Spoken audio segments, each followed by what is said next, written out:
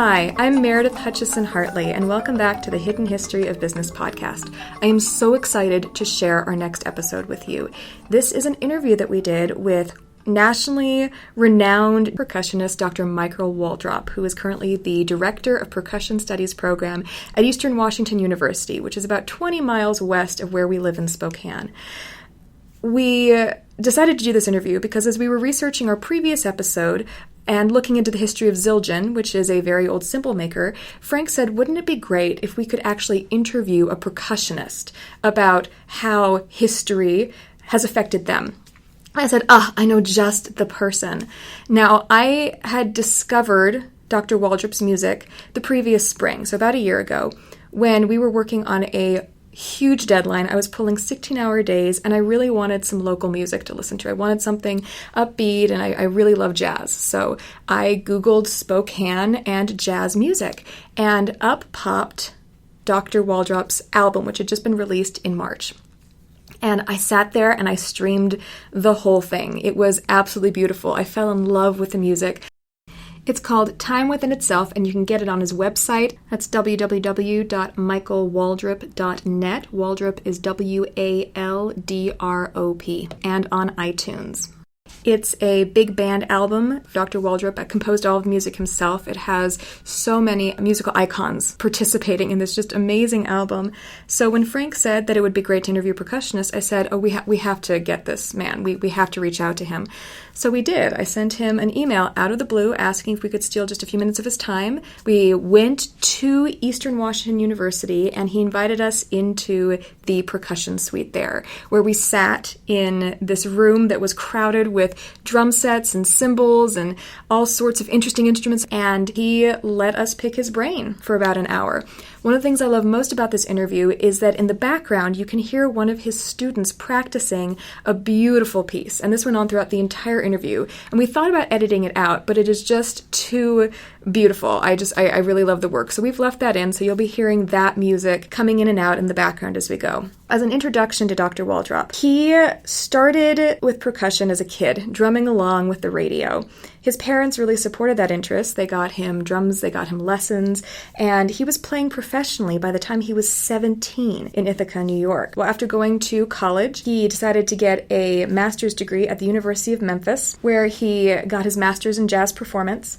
And I love this quote from his biography. It says, Memphis had a profound impact on his musical sensibilities. The strong blues aesthetic in the area was inescapable, and the myriad implications of the blues were revealed through his experience there. The blues became much more than a musical structure and melodic mode. In Memphis, the blues takes on an almost mystical quality. Many times, the aesthetic idolization of the blues borders on the surreal, like Elvis and Graceland, Robert Johnson and the Crossroads. Nonetheless, often enough, those mystical qualities seem quite real in Memphis. Personal experience of the blues through time spent in Memphis cannot be underemphasized. The blues is the most ubiquitous aspect of American music. To learn it from the source was a profound experience. And while he was in Memphis, he got to play with amazing musicians. His performances included countless jazz gigs, Broadway shows, funk bands, blues bands.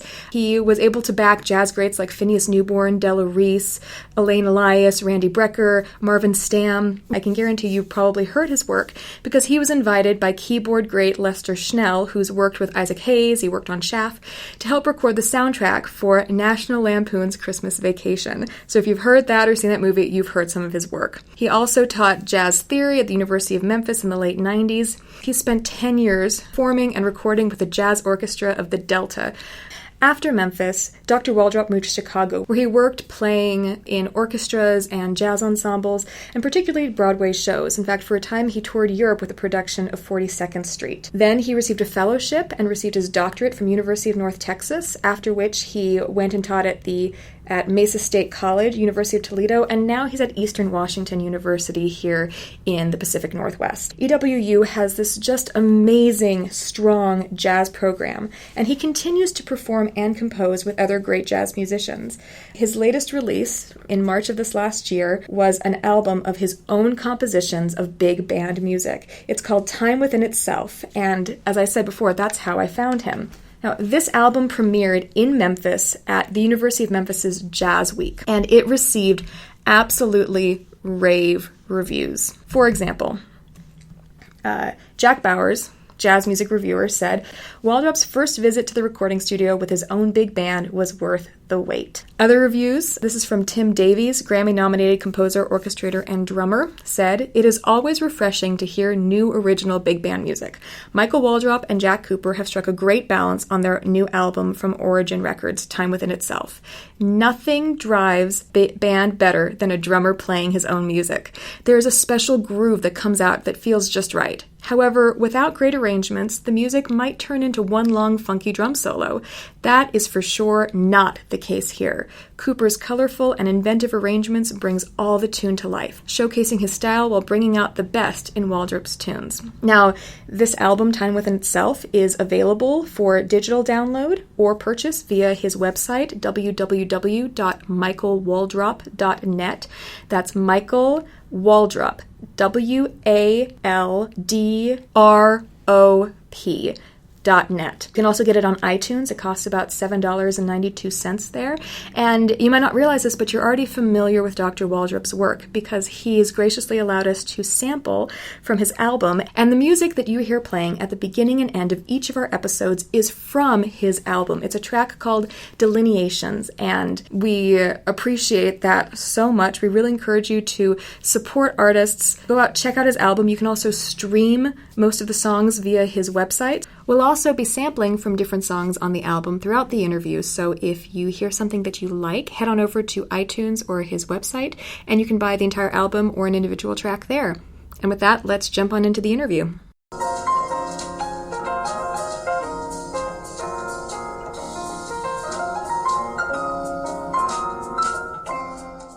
How did you get into percussion?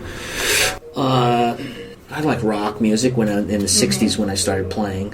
So I liked, I could play Wipeout when I was 4 years old. So my parents thought I had some talent, so I got a drum set, and I've been playing ever since. And I've had a lot of formal training, so I played classical percussion and all. But I started out wanting to play rock drums, the Beatles and that stuff. So. And then what happened? I started to get into jazz. My parents bought me a Buddy Rich record when I was about 10 or 11, and I was definitely pretty blown away by that. And that and the Miles Davis album, and so I got to listen to lots of different music and just got more into different drums and drummers. And then when I got to college, I got into playing marimba and composing. I learned more about theory and composing and things like that. So. Can you talk more about your training, where you've been since then? Well, I went to school at the University of North Texas, which is a famous jazz school, but also renowned for percussion. So I studied percussion there, and but also played in the jazz bands. And then I got a master's degree in jazz study at the University of Memphis, and learned a lot there, and also playing around Memphis, being in the Memphis community, which has a very historical city, musically speaking, strong blues influence and rhythm and blues influence. So that was a great experience. And then I went back to North Texas to get my doctorate in classical percussion, and then I've been teaching ever since. Once I finished my doctorate, I was probably about 38, 39. So I've been teaching full-time ever since, and then playing when I can. Okay. So. What was your experience being in Memphis? It was varied. I played a lot of different gigs. I did recording sessions. I played on Beale Street. I would play Broadway shows. I played classical gigs. So probably I had the richest performance experience of my career in Memphis because I was able to do just a lot of different things. So that was a good experience. Yeah. What brought you to EWU? I just interviewed for the position about 9 years ago, and they hired me. And I liked Spokane a lot. I was very impressed with the city. I thought it was beautiful, and the program. We have great percussion facilities here at Eastern, and so I have a lot of space, and I have great students. So I'm proud of the program here. I think we're actually picking up one of your students. Yeah, he's practicing a crazy hard marimba piece. So that's awesome. Hopefully you're picking that up. So. Yes, we are. So what we were hoping to discuss is to kind of cover how percussion, especially if you are comfortable talking about cymbals, changed the game for European composers when they came in to symphonies and things like that. Like, what is percussion? What's its role within? Okay, well, music? I can tell you what I know about the history of cymbals. Okay, so cymbals actually they originate from the Middle East, from Turkey, and they were incorporated into Western music because Turkish military bands called Janissary bands. They were used in battles between the Ottoman Empire and the Austro-Hungarian Empire, and fortunately for Europe, most of the Europeans mostly won those battles when the Ottomans tried to invade, and so they ended up killing a lot of the Janissary bands, which were the military bands that were inspiring the Turkish soldiers, and the Turkish soldiers, the cymbals were part of those Janissary bands, and so they were left on the battlefield, and so they were picked up by just the Europeans, and then they gradually started to be incorporated into classical music. The first, Mozart incorporated cymbals into some of his Abduction from the Seraglio, which was an opera by Mozart, and he used cymbals in that. The most famous early usage of cymbals was Beethoven's Ninth in the Ode to Joy, the final movement, his final symphony. He used cymbals in that movement, the final movement, to reflect the sentiments of the brotherhood of man. So he would use the cymbals, the instruments of the enemy, in his piece to reflect the brotherhood of man. So it's a pretty profound usage, and that's one of the, it's called the Turkish March. So that was one of the early usages, and they just gradually became more and more common. So it was more than just, here's a neat sound that we want to incorporate from somewhere else, because a lot of stuff I read said it was just about exoticism, but it was emotional, it was symbolic. Cymbals are really beautiful instruments, and but they were not a European creation. So they have a indefinite pitch and complex overtone series. So they would normally not be used in the Western orchestra, which was all about string instruments which have a pure overtone series and everything has a definite pitch. But they're used as to create white noise and create different effects, and they gradually have been used a lot more. So the incorporation of percussion into Western classical music, Beethoven was the first guy to really become interested in music of non-Western cultures. So he's still the greatest composer in the history of Western music. So, well, and then moving into the late 1800s, cymbals, drums were being used still in military bands, particularly in the U.S. during the Civil War.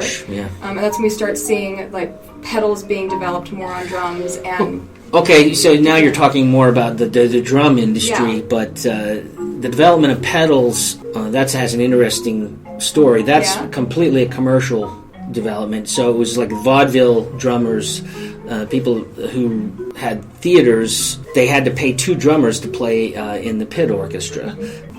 They were cheap and they didn't want to pay two drummers, so they asked if there's any way we can just hire one drummer, and then somebody said, well, maybe we can get one guy to play the drums, and if I devise a pedal for the bass drum. So that's how pedals were developed, and that is how the whole art form of drum set, until the different pedals were developed to play both hi-hats and bass drums, the drum set didn't exist. So it was actually out of an economic necessity. That's how it was invented. So well, you're limited to what you can do with your hands if you don't have the ability to do other things. Yeah, and it's definitely, arguably, the greatest contribution to the percussive world. It's not arguably, it definitely is the American contribution to percussion. Because all the other instruments are of European origin or African or Indian origins. Well, I read a lot about how, specifically in New Orleans, you had Baby Dodds, riverboats with Louis Armstrong, and that you had this kind of fusion between taking ragtime music and the drums that had been used in military bands, and combining that with some of the foreign percussion instruments that were coming into the port. I mean, suddenly you have shakers being incorporated and more ethnic drums. How accurate is that to leading into the jazz age? There weren't a lot of ethnic drums being used in New Orleans drummers. They were mostly using just bass drum, snare drum, and maybe a cymbal. They didn't have the hi-hat wasn't invented in early Dixieland drumming. It didn't exist until the late 20s. Okay. So they were playing without that.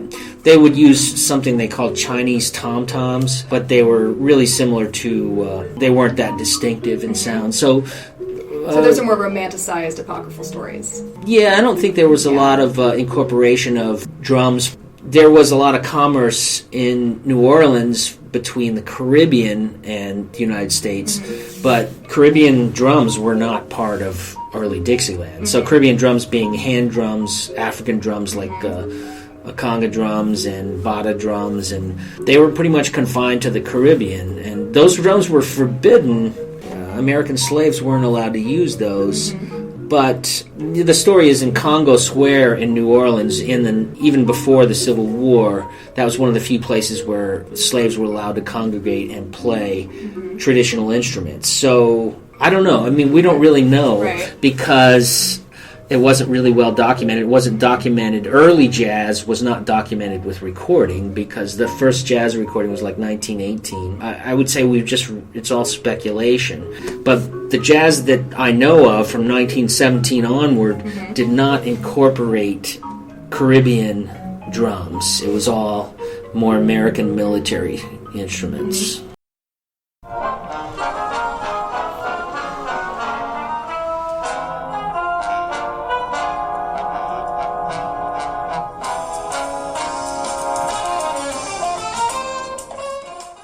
What was happening in the percussion industry through the 20s and into the Great Depression? Did that have an effect on drummers? They were more reacting to the popularity of jazz. When jazz became popular, they started to make different drums, and when the drum set itself was really invented and sort of established in like the late 20s, early 30s, the companies saw an opportunity to make money. And you had stars like Gene Krupa, who was a huge pop star. So everybody wanted to have a drum set because Gene Krupa was cool, you know. So before he became this big star, I think most families had a piano in their home. But now all these crazy kids wanted to play the drums like Gene Krupa. So they did see a business opportunity there, but...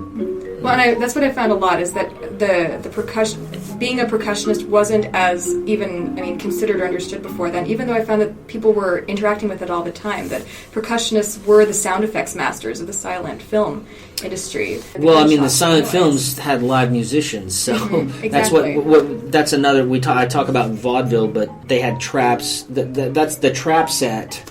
The name trap set was the early name for the drum set, and it was more of a trap set back in those days in the silent movies and the vaudeville, and so it would be called contraptions, just various things, car horns, sound effects. So a percussionist in that kind of setting would be expected to do all that stuff. It was, I never heard those drummers. They weren't recorded, but there were probably some pretty amazing drummers. If we're talking about history, about Buddy Rich was called Traps the Drum Wonder, and he was a vaudeville star. He came from that tradition, and he's still arguably the greatest drummer ever lived. So, there were definitely some very gifted players back then, so...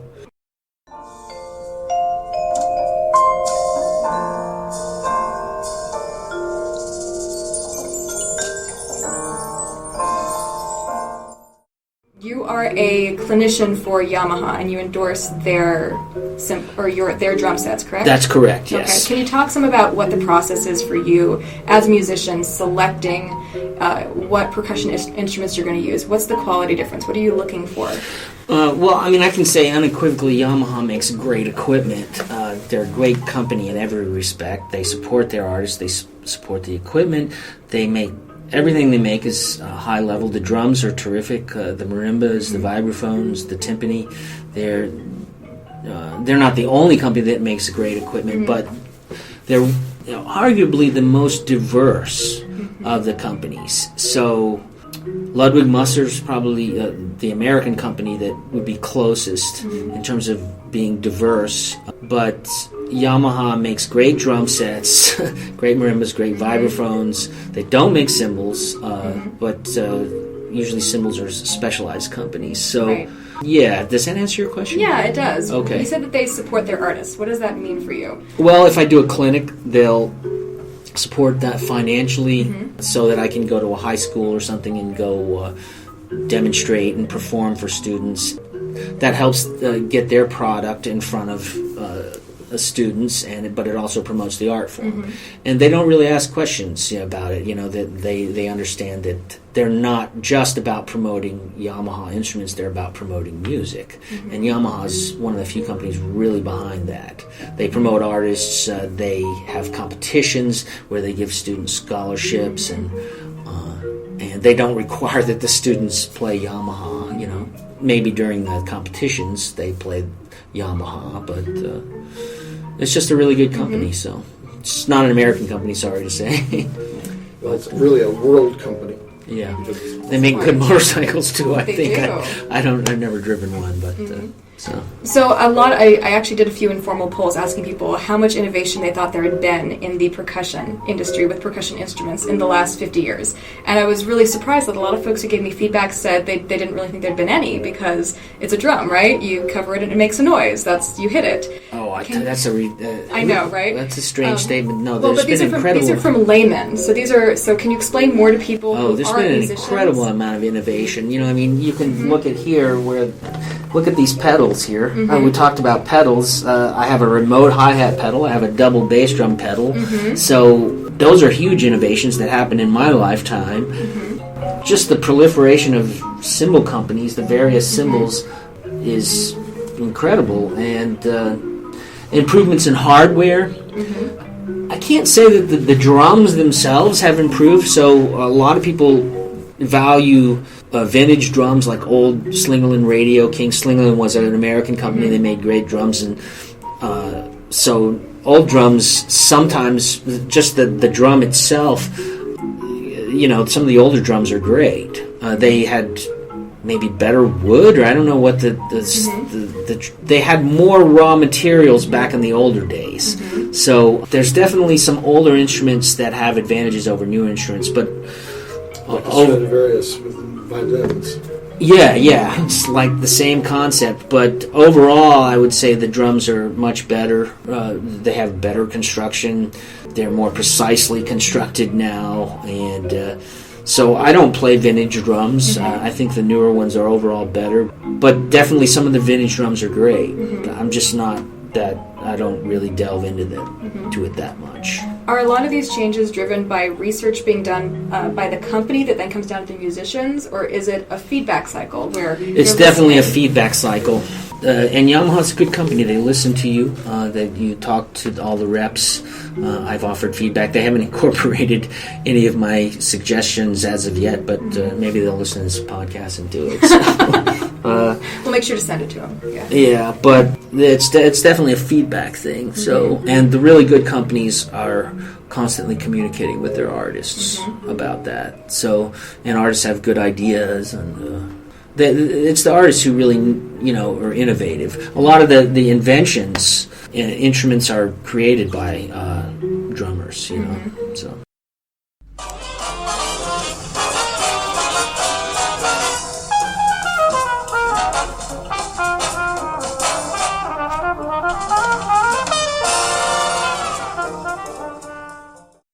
Now, you have just released a wonderful new album. Can you tell us more about it? It's a big band CD. I worked about a year on it, and we finally released it in March. It's called Time Within Itself. It's on Origin Records. It's been very successful, gotten very positive critical reception, a lot of radio airplay. It was on the jazz charts for almost 5 months. Can you talk some more about the music on the album? How did you decide that was what you wanted to write and you wanted to perform? It really came about very by accident almost, because I would sometimes get hired to play drums at schools, I've done a lot of compositions over the years, but mostly performed them in small group settings, in trios and quartets.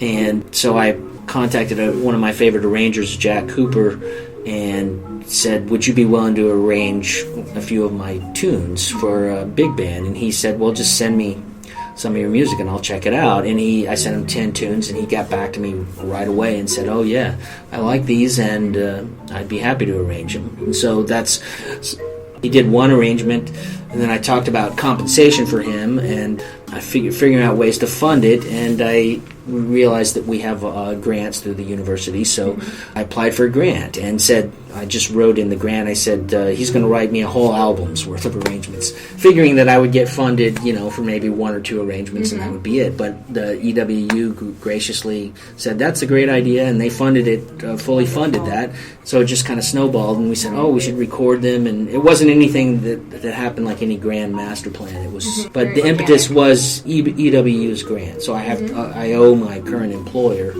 the support of EWU. It would never have happened. So, who did you bring together to record the music? Yeah, so many people. I could sit here and talk forever, because there's probably more than 20 people involved with the recording, talking about recording engineers, 20 musicians, then the arranger. I had post-production engineers, and then 2 post-production engineers, and then the label itself, Origin, which is a Seattle-based label, a terrific label that's one of the top jazz labels in the world. So it's created and started here. So was very fortunate that they took the project on, and they're close by. So, and I have a Seattle version of the big band, which is off the ground and doing gigs. So. Yeah. The title is Time Within Itself. Is that the overarching theme? No, that happened by accident too. That's just the title of one of the tracks. When we went through, tried to find a number of titles, and we thought that was the best one. We went through a couple of different ideas, and I like that title now because music is, I'm rhythm oriented, so time, me being a drummer, rhythm is just a way of dividing time. All aspects of music. Pitch, as I thought about it more, I like that phrase because actually pitch is just another way of dividing time. I just thought it was an appropriate title for an album of music. So, I mean, it's like a metaphor for music. Time within itself is a way of saying what music is, if that makes sense. Yeah, it does. And I really appreciated in the video about the album, which we'll link to on our site. You can go to www.hiddenhistoryofbusiness.com and check that out, along with links to purchase the album. You talked about how when you listen to a Mozart concerto or any other piece of music, you're transported back to that moment, that time period. Right, yeah. And I find it really interesting that since you're also composing new jazz music now, we're taking something that a lot of people identify with the past, but it's not in the past. You're still building upon that now. Absolutely. I mean, that's the whole mystery of music. I mean, it's very similar to language. Phrases that you've heard may come out in music and you're not even aware, or that whole idea of, a way of being immortal or something. That's Beethoven's certainly immortal because of his music. It was, he's not really dead. And so that's, for me, that's one thing that's really cool about music and sort of fascinating about it. How does knowing all of this history and knowing where the music, not just what the music was, but where it came from and how the instruments evolved, how does that help you be a better composer and teacher and musician? Yeah, it's anything you know about anything, for that matter, makes you more relevant. Because a lot of folks view it as, we like to know our history because, it's where we came from. But it's like the sentimental passive thing. But especially, in most industries, but especially music, it's still a very active part of who we are. We learn from the history of music. We play it still. Music's not created, good music's not created in a vacuum. So going back to what we were talking about, Beethoven's Ninth Symphony, he's, of course, the genius musician, one of the, arguably the greatest composer ever lived, and some people think he's this egghead that just writes abstract music, but no, he was thinking about politics, and he was aware of conflicts between cultures and countries, so that's what made him not just his mechanical command of music, which was incredible, but his awareness of society and everything. So any musician that's not trying to be a complete person, the music's generally not going to be that good. Are there any people now who you think are good examples of doing that same thing, accounting for what's going on in the world and the politics and everything? Yeah, I mean, I'm not really too fond of most pop music. I like Sting a lot. I think he's a brilliant pop musician, and he's an example of that. Somebody who's aware of social things and politics, and there's a lot of new music that my students are aware of that I'm not aware of. That I don't listen to that much contemporary pop music. So I listen mostly to art music, jazz, and classical. But who are your favorites right now? Jazz? Yeah. I just have so many. It's hard to even put a finger on. So, well, I mean, Keith Jarrett. He's not new, but I listen to a lot of Keith Jarrett. Let's see.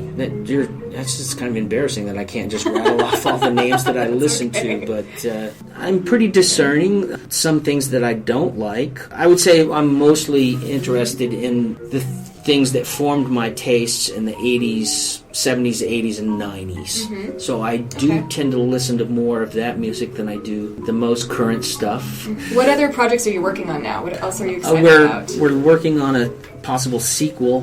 I'm applying for another grant to EWU, and Origin is actually committed in advance to releasing that, which is different. They didn't commit to the first CD until after a few months of communicating with them. So we're hopeful to put out a sequel which will be half big band stuff and the other half will be smaller group things, quintet and trio music. Nice. So it'll be a little more diverse, but I think it'll be, some great players have agreed to play on it, so I think it'll be a good follow-up. Since you spend so much time teaching, in addition to composing and everything else, how much does history play into the curriculum and how you teach music?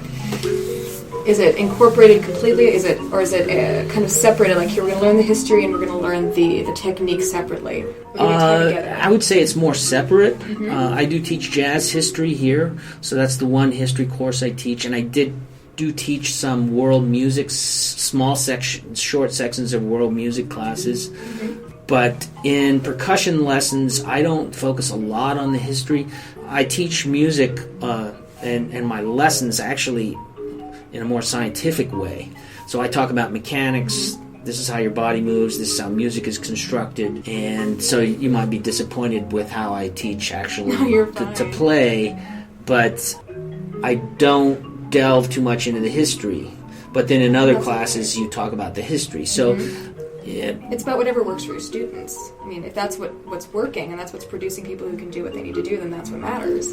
Yeah, well, I think people have this misconception about music. I mean, as a listener, music's an art form. So you receive music as an art, but you learn how to play music as a science. And I'm still the same way. When I listen to music, sometimes I'll listen analytically, but other times I won't. I will just enjoy the music, and that's really the ultimate experience. I spend 99% of the time talking about mechanics. It's actually a very tedious thing.